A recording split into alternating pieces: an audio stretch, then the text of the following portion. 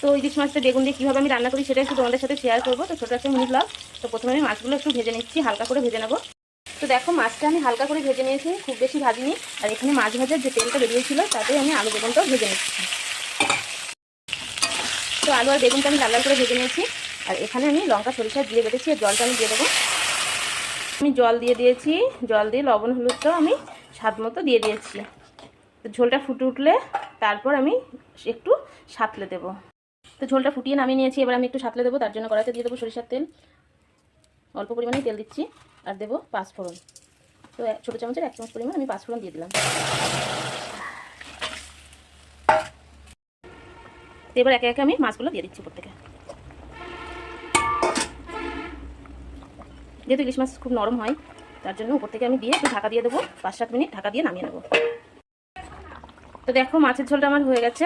তো এবার আমি নামিয়ে নেব।